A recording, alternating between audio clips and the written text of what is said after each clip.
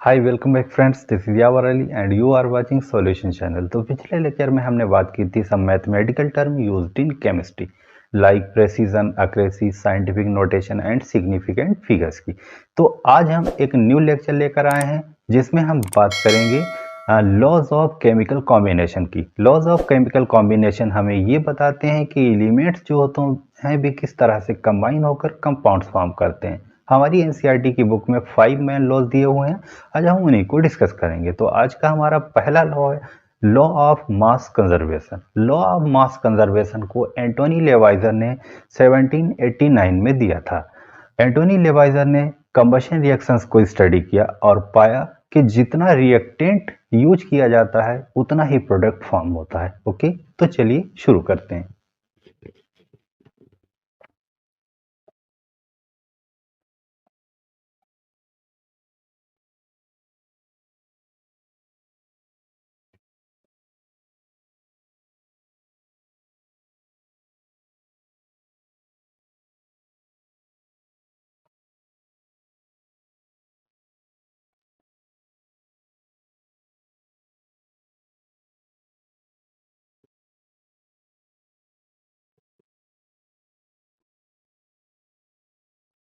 Okay, तो matter can neither be created nor destroyed during a physical और chemical reaction. It means mass of reactant must be equal to mass of product. ठीक है, तो matter जो हम use कर रहे हैं किसी केमिकल या फिजिकल रिएक्शन में, ना तो वो क्रिएट होता है ना ही वो डिस्ट्रॉय होता है। ओके, वो केवल जो होता है उसका एक फॉर्म से दूसरी फॉर्म में कन्वर्जन हो जाता है जब प्रोडक्ट फॉर्म होता है। जैसे मान लो कोई सॉलिड हमने किसी रिएक्शन में यूज किया हुआ है एज ए रिएक्टेंट, तो वो कन्वर्ट हो के सॉलिड ही रह सकता है या फिर गैस भी बन सकता है। ओके, या फिर और किसी फॉर्म में आ सकता है। जैसे एग्जांपल लेकर हम समझते हैं। मान लो मैंने कैल्शियम कार्बोनेट यूज किया हुआ है। कैल्शियम कार्बोनेट सॉलिड फॉर्म में होता है। ओके, इसको मैंने हीट किया। हीट करेंगे तो केमिकल रिएक्शन होगी और ये कन्वर्ट हो जाएगा कैल्शियम ऑक्साइड में। Okay, calcium oxide solid form में है और साथ में CO2 गैस निकलेगी। ओके, ये गैसियस फॉर्म में है। तो यहाँ पर जो था सॉलिड फॉर्म का कन्वर्जन हो गया सॉलिड और गैसियस फॉर्म में। ठीक है, तो ये हमारा है law of mass conservation. Okay, यानी कि हमने जितना यहाँ पर रिएक्टेंट यूज किया है उतना ही इधर जो है प्रोडक्ट फॉर्म होगा। ठीक है, अब बात आती है कि इस लॉ का यूज कहाँ पर है।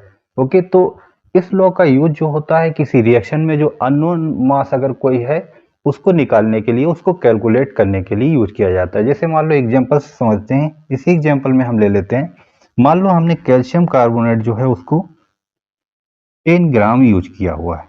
ठीक है, और कैल्शियम ऑक्साइड मान लो हमारे पास जो है वो फॉर्म हो गया है, मान लो 6 ग्राम कैल्शियम ऑक्साइड फॉर्म हो गया। अब हमसे पूछा जाए कि बताइए कि इस रिएक्शन में कार्बन डाइऑक्साइड कितना फॉर्म हुआ है। तो सिंपल सा है, हमारा लॉ क्या कहता है कि जितना रिएक्टेंट है उतना ही प्रोडक्ट फॉर्म होगा। यानी कि इधर वाला कंटेंट, इधर वाली जो भी क्वांटिटी है वो इतनी ही होगी। ओके, तो हम क्या करेंगे, इसमें से इसको माइनस कर देंगे तो कार्बन डाइऑक्साइड का अमाउंट आसानी से निकल आएगा।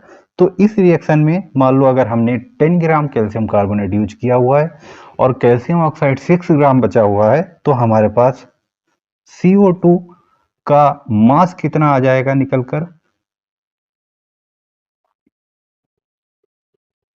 10 ग्राम माइनस 6 ग्राम, यानी कि 4 ग्राम जो है वो कार्बन डाइऑक्साइड फॉर्म हुई है। ओके, तो इसमें इसी तरह के क्वेश्चन आते हैं कि जो कोई अगर अननोन मास है, कोई गैस निकल गई है, उसका अमाउंट निकालना है। ओके, या फिर किसी दूसरे प्रोडक्ट का हमें मास निकालना है तो हम उनको कैलकुलेट कर लेते हैं। ओके, तो ये हमारा हो गया law of mass conservation.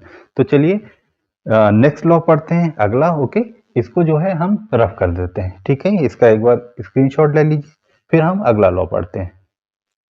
Okay, ठीक है, रफ करें। ठीक, तो चलिए हमारा नेक्स्ट लॉ है लॉ ऑफ डेफिनिट प्रोपोर्शन। इस लॉ को दिया था जोसेफ प्राउस ने। ये लॉ हमारे ये कहता है कि आप अगर कोई सैंपल लेते हैं किसी कंपाउंड का, चाहे वो आप किसी भी सोर्स से ले, कहीं से ले, उसके अंदर जो एलिमेंट्स होते हैं उनका रेशियो बाय मास जो होता है वो फिक्स रहता है। ओके, कैसे?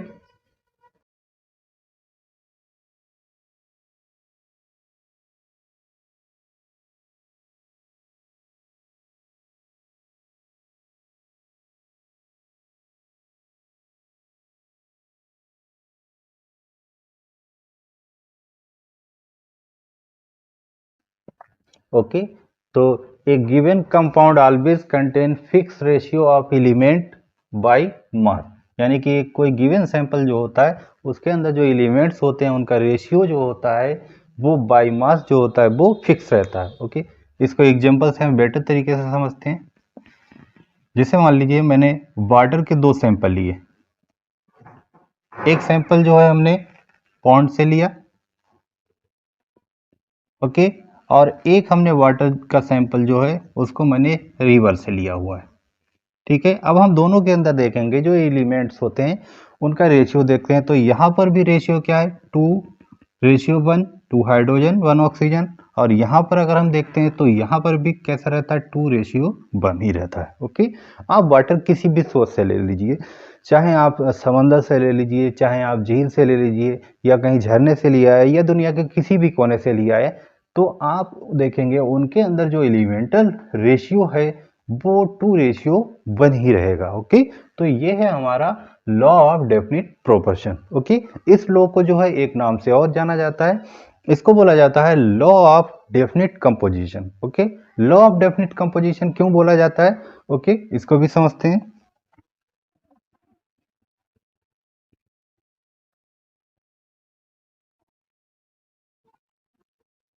ओके, तो this law is also known as law of definite composition.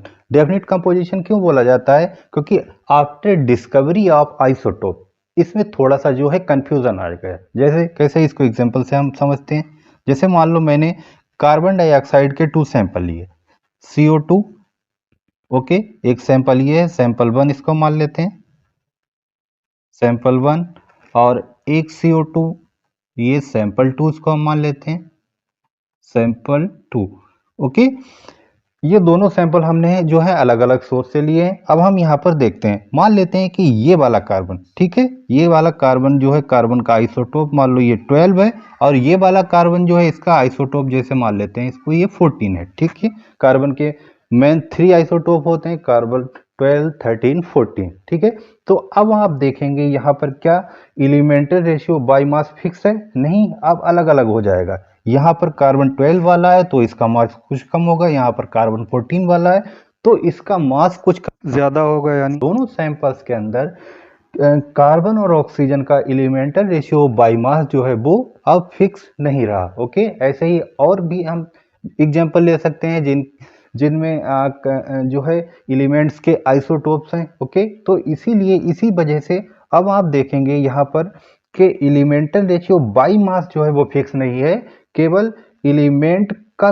Composition जो है वो फिक्स है। यानी कि यहाँ पर भी कार्बन और ऑक्सीजन एलिमेंट ही हैं और यहाँ पर भी कार्बन और ऑक्सीजन ही एलिमेंट है। ओके, तो एलिमेंटल रेशियो यहाँ पर फिक्स है, लेकिन बाई मास जो है वो रेशियो दोनों में फिक्स नहीं है। इसीलिए इस लॉ को जो है लॉ ऑफ डेफिनिट कंपोजिशन भी कहा गया है। ओके, तो ये हो गया हमारा लॉ ऑफ डेफिनिट प्रोपोर्शन। ठीक है, तो एक बार इसका स्क्रीनशॉट ले लीजिए, फिर हम नेक्स्ट अगला लॉ पढ़ते हैं। ओके, ठीक है, तो इसको रफ कर देते हैं। ओके, तो चलिए हमारा नेक्स्ट लॉ है law of multiple proportion. Law of multiple proportion इसको डॉल्टन ने दिया था इन 1803 में। लॉ ऑफ मल्टीपल प्रोपोर्शन हमें ये बताता है कि जब दो एलिमेंट आपस में कंबाइन होते हैं और कंबाइन होकर जो है एक से ज़्यादा प्रोडक्ट बनाते हैं, तो दोनों प्रोडक्ट के अंदर जो दो एलिमेंट्स होते हैं उनका रेशियो जो होता है वो एक स्मॉल होल नंबर में होता है। ओके, चलिए इसको एग्जाम्पल से हम बेहतर तरीके से समझते हैं। तो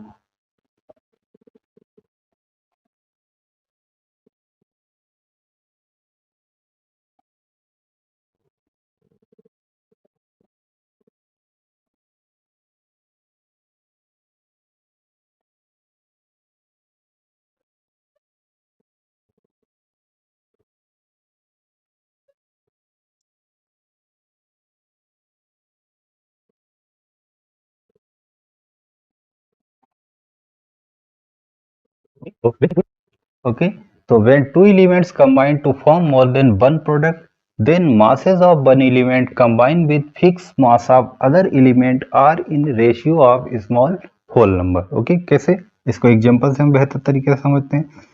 मान लो मेरे पास हाइड्रोजन और ऑक्सीजन दो एलिमेंट हैं, ठीक है। अब ये एलिमेंट मिलकर क्या क्या कंपाउंड बना सकते हैं, जैसे मान लो H2 इन्होंने फॉर्म किया, और क्या बना सकते हैं, H2A2 बना सकते हैं, हाइड्रोजन परऑक्साइड बना सकते हैं। तो अब हम इन दोनों कंपाउंड के अंदर अगर हम देखें तो यहाँ पर हाइड्रोजन के साथ में ऑक्सीजन का कितना मास कंबाइन है, 16 ग्राम। यहाँ पर देखें तो हाइड्रोजन के साथ में कितना मास कंबाइन है, 32 ग्राम, ठीक है। तो इन दोनों कंपाउंड के अंदर ऑक्सीजन किस रेशियो में कंबाइन है, पहले में 16 और दूसरे में 32, ठीक है। ये मास है, इनका रेशियो निकालें तो 1:2, ठीक है। तो यहां पर आपने देखा कि हाइड्रोजन के साथ में ऑक्सीजन का मास जो है वो एक स्मॉल होल नंबर के रेशियो में कंबाइन है। ऐसा नहीं है कि 1/2 हो जाए या 2/3 हो जाए या 2/4 हो जाए। ओके, रेशियो कैसा रहेगा, या तो 1 होगा या फिर 2 होगा या फिर 3 हो जाएगा या फिर 4 हो जाएगा। तो एक स्मॉल होल नंबर रहेगा। ओके, तो ये हो गया हमारा लॉ ऑफ मल्टीपल प्रोपोर्शन, ठीक है। इसका स्क्रीनशॉट ले लीजिए, फिर हम अगला लॉ शुरू करते हैं। ओके, ठीक है, इसको रफ कर दें। ओके, तो चलिए हमारा नेक्स्ट लॉ है Gay Lussac's law of gaseous volume. Okay, इसको गैलोसॉक ने इन 1808 में दिया था। ये लॉ हमारा ये कहता है कि किसी केमिकल रिएक्शन में अगर गैसेस कंबाइन होती हैं या फिर प्रोड्यूस होती हैं तो वो एक सिंपल रेशियो में होंगी बाय वॉल्यूम। ओके, एक्चुअली ये जो है लॉ ऑफ डेफिनिट प्रोपोर्शन है in respect to volume. Okay,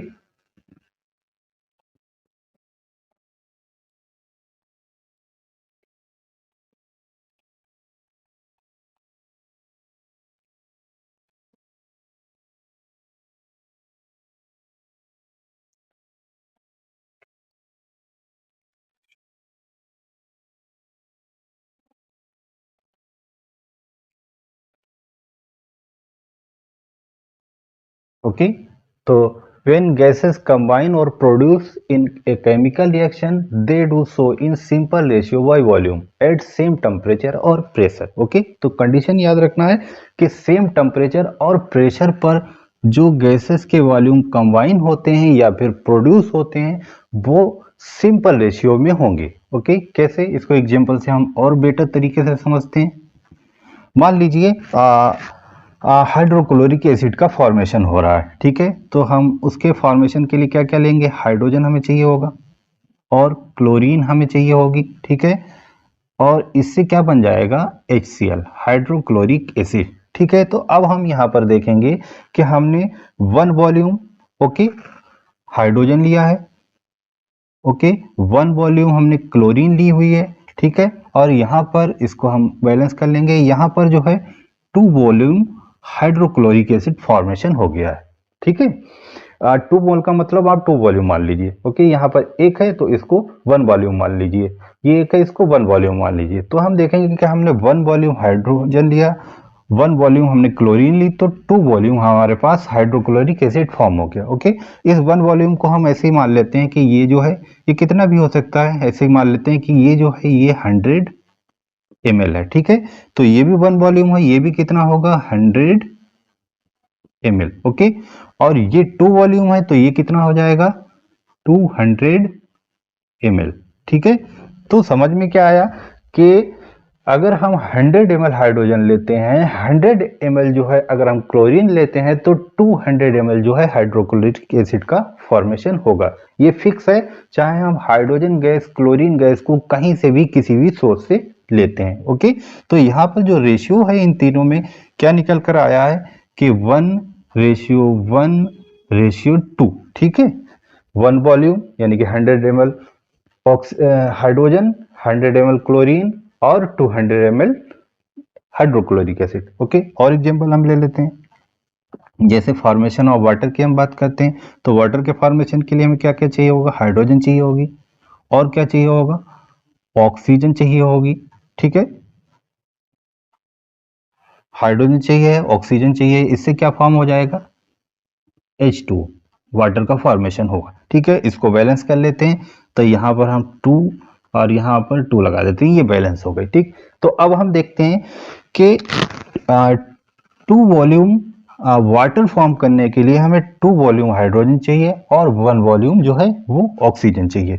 तो यहाँ पर 2 वॉल्यूम हाइड्रोजन 1 वॉल्यूम ऑक्सीजन से 2 वॉल्यूम जो है वो वाटर फॉर्म हो गया। ठीक है, इसको भी मान लेते हैं हम कि 2 वॉल्यूम जो है मान लेते हैं ये 100 ml है। ठीक है, 2 वॉल्यूम 100 ml है, तो ये 1 वॉल्यूम है तो ये हाफ हो जाएगा, यानी कि ये 50 ml, और ये 2 वॉल्यूम है तो ये कितना हो जाएगा, ये 100 ml।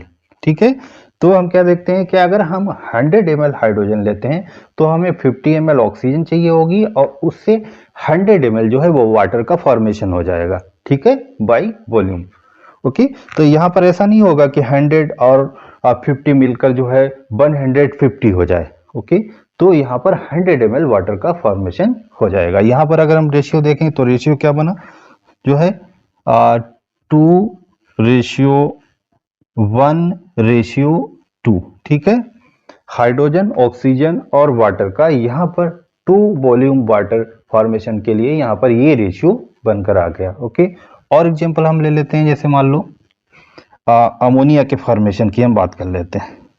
अमोनिया का फॉर्मेशन कैसे होगा, क्या क्या चाहिए होगा, नाइट्रोजन चाहिए होगी, और क्या चाहिए होगा, हाइड्रोजन चाहिए होगी हमें।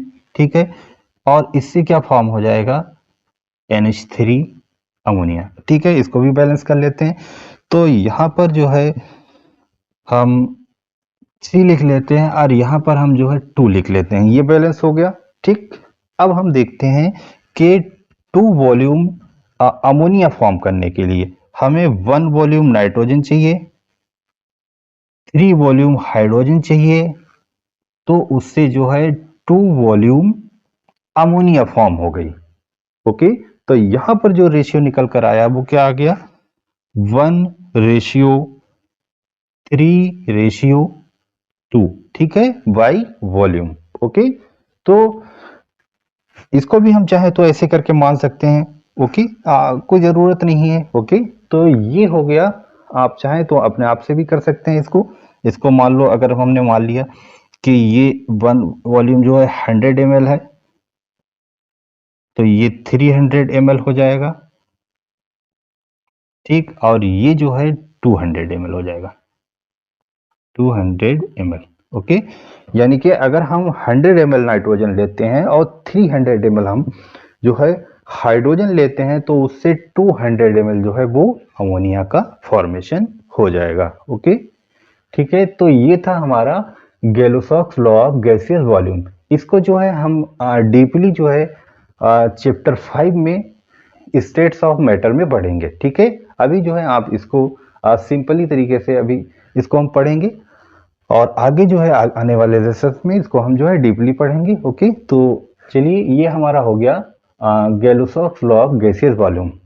चलिए अब हम नेक्स्ट लॉ पढ़ते हैं। ओके, इसका स्क्रीनशॉट ले लीजिए, फिर हम इसको रफ करते हैं। ठीक है, ओके, हो गया। ओके, तो चलिए, हमारा नेक्स्ट लॉ है एवोगैड्रोस लॉ। ओके, पिछला लॉ हमने पढ़ा था Gay Lussac's law of gaseous volume. Gay Lussac's law को प्रॉपर फॉर्म में एक्सप्लेन किया जा सका जब एवोगैड्रो का वर्क लाइट में आया। एवोगैड्रो का लॉ ये कहता है कि सेम टेम्परेचर और प्रेशर पर इक्वल वॉल्यूम जो गैसेस के होते हैं वो इक्वल नंबर ऑफ मॉलिक्यूल्स रखते हैं। ओके,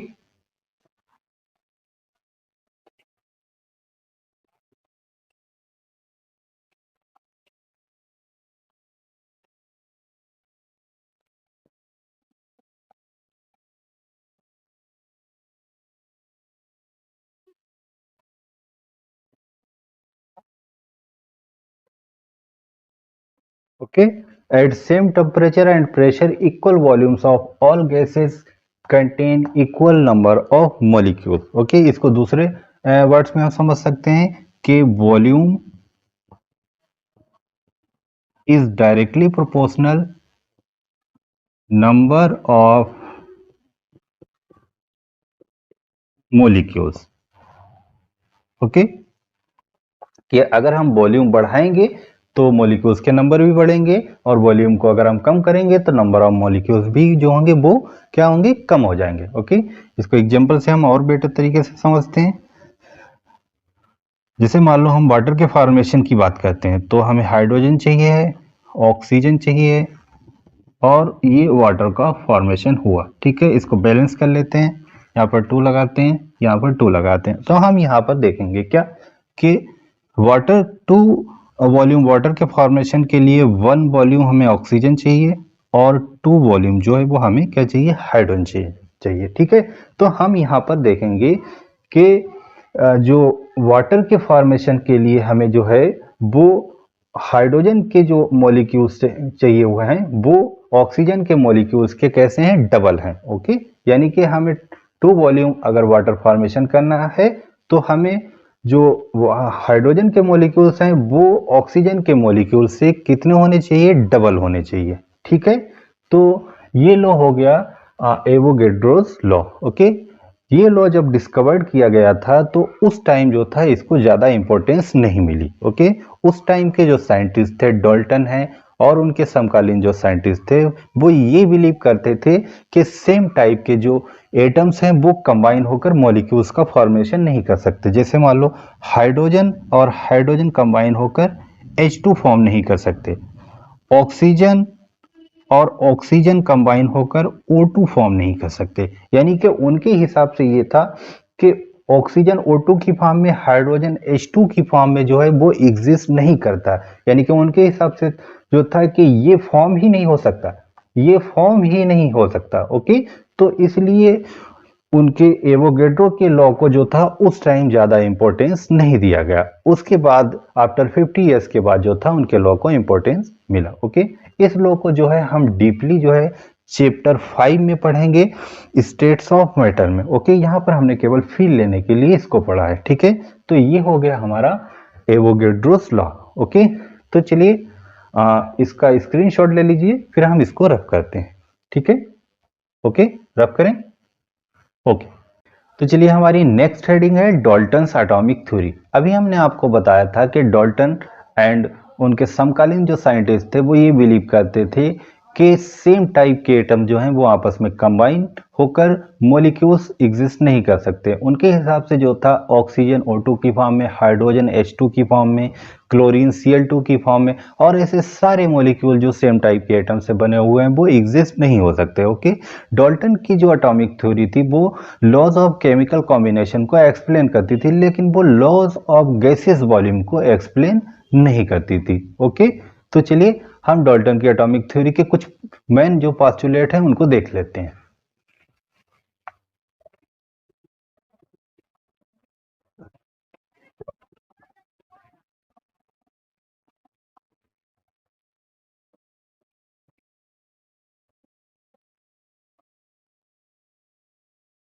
ओके, तो पहला पोस्टुलेट है matter consist indivisible atoms. Okay, Dalton ने कहा था कि जो मैटर जो होता है वो इनडिविजुअल एटम्स रखता है, यानी कि जो एटम होता है वो इनडिविजिबल होता है। लेकिन प्रेजेंट टाइम में जो है ये प्रूव हो गया है कि एटम जो है वो इनडिविजिबल नहीं है, एटम डिविजिबल है।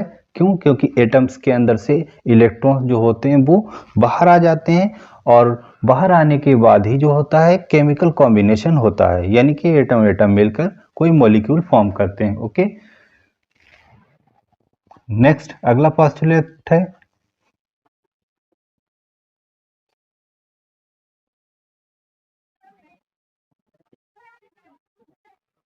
Okay, all atoms of an element contain identical property. Dalton ये बिलीव करते थे कि एक एलिमेंट के सारे एटम जो हैं वो आइडेंटिकल प्रॉपर्टी रखते हैं, लेकिन ये भी प्रूव हो चुका है कि एक एलिमेंट के सारे एटम आइडेंटिकल प्रॉपर्टी नहीं रखते हैं। यानी कि ये दोनों पॉइंट जो हैं वो फेल हो चुके हैं। ओके, कैसे? जैसे मान लो मैं बात करूं अगर हाइड्रोजन एलिमेंट के एटम्स की, तो हाइड्रोजन एलिमेंट के एटम 1H1 भी होता है, 1H2 भी होता है, 1H3 भी होता है। यानी कि जो हाइड्रोजन एलिमेंट के ये आइसोटोप्स हैं, ये सारे एटम्स हैं, ये बाई मास जो हैं ये कैसे हैं, ये डिफरेंट हैं। ओके, नेक्स्ट अगला पोस्टुलेट,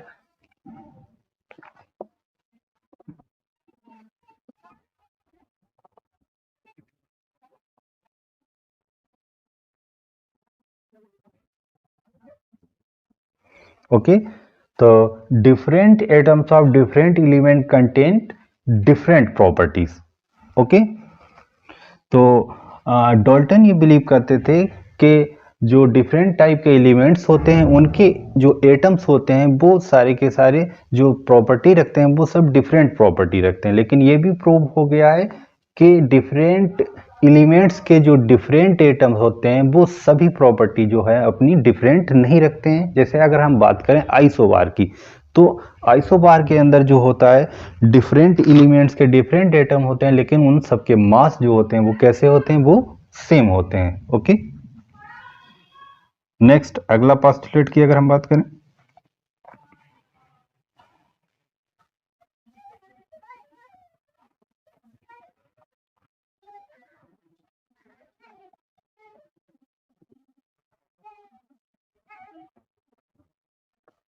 ओके, तो नेक्स्ट अगला पोस्टुलेट है compounds are formed when atoms of different elements combine in a fix ratio. यानी कि जो कंपाउंड फॉर्म होते हैं, मॉलिक्यूल्स फॉर्म होते हैं, उसमें डिफरेंट एलिमेंट्स के जो एटम होते हैं वो कंबाइन होते हैं। ओके, एक फिक्स रेशियो में। जैसे मान लो मैं H2O की बात करूं तो H2O के अंदर हाइड्रोजन और ऑक्सीजन जो है वो 2:1 में कंबाइन हुए हैं। ओके, तो इस तरह से H2O कंपाउंड फॉर्म हुआ है। ओके,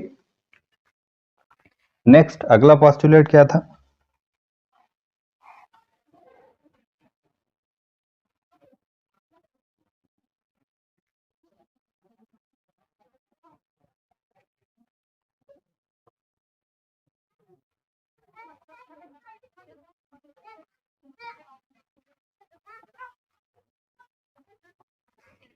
ओके, तो chemical reactions involve reorganization of atoms, matter neither created nor destroyed during a reaction. Okay, तो केमिकल रिएक्शन जो होती हैं उनमें एटम्स जो होते हैं उनका रीऑर्गेनाइजेशन होता है, यानी कि एक एटम दूसरे एटम के साथ में कंबाइन होता है और कंबाइन होकर फिर जो होता है एक मॉलिक्यूल यानी कि एक कंपाउंड फॉर्म करता है। ऐसा नहीं होता है कि एटम्स जो होते हैं वो क्रिएट होते हैं या फिर डिस्ट्रॉय होते हैं। ओके, तो ये कुछ मेन पोस्टुलेट थे डॉल्टन्स की एटॉमिक थ्योरी के। ओके, तो चलिए अब हम कुछ लिमिटेशंस पर बात कर लेते हैं जिनको अभी हमने आपको बताया था कि इस थ्योरी की, डॉल्टन एटॉमिक थ्योरी की लिमिटेशंस क्या हैं। ओके, इसका एक बार स्क्रीनशॉट ले लीजिए, फिर हम इसको रफ कर देते हैं, फिर आपको जो है लिमिटेशंस बताते हैं। ओके, ठीक है, रफ करें। Okay, okay, okay, limitations. तो चलिए हम कुछ लिमिटेशंस की बात कर लेते हैं। तो पहली लिमिटेशंस है,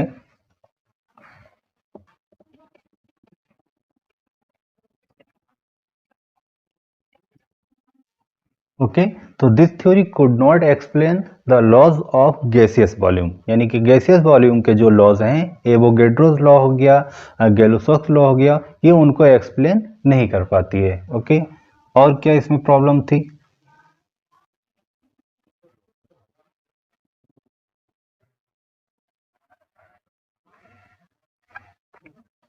ओके, तो this theory could not provides the reasons for combining atoms, यानी कि एटम्स जो होते हैं वो कंबाइन क्यों होते हैं, कंबाइन होकर मॉलिक्यूल्स क्यों बनाते हैं, ये थ्योरी जो थी इस इन पॉइंट्स को जो थी एक्सप्लेन नहीं कर सकती। और लिमिटेशंस हम देख लेते हैं।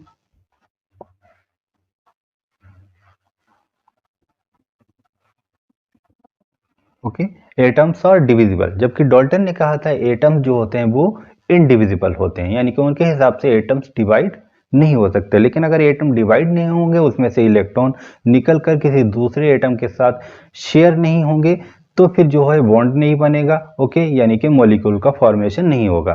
तो एक ये लिमिटेशन हो गई। और क्या लिमिटेशन थी?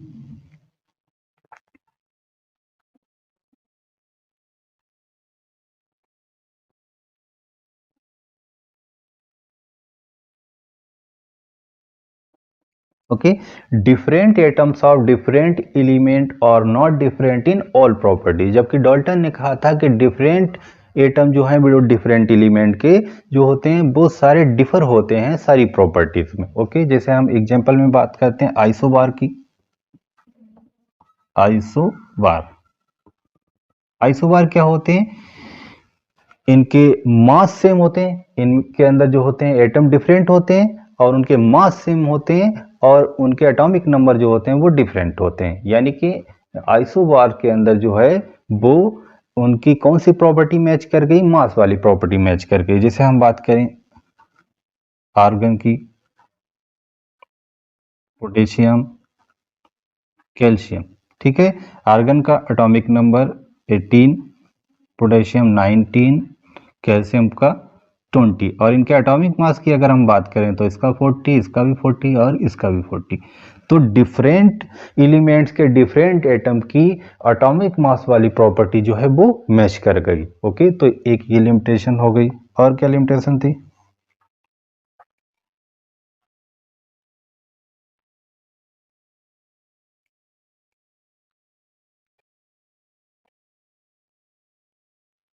Okay, all atoms of a element contain all atoms of an element contain identical property। यानी कि डाल्टन ने कहा था कि एक एलिमेंट के जो सारे एटम होते हैं वो आइडेंटिकल प्रॉपर्टी रखते हैं, लेकिन ये भी जो था ये भी डिस्प्रूव हो गया जब आइसोटोप्स की डिस्कवरी हो गई। ओके, एग्जांपल में जैसे हम ले लेते हैं, मान लो हाइड्रोजन के आइसोटोप की। हाइड्रोजन के 3 आइसोटोप्स होते हैं, 1H1, 1H2,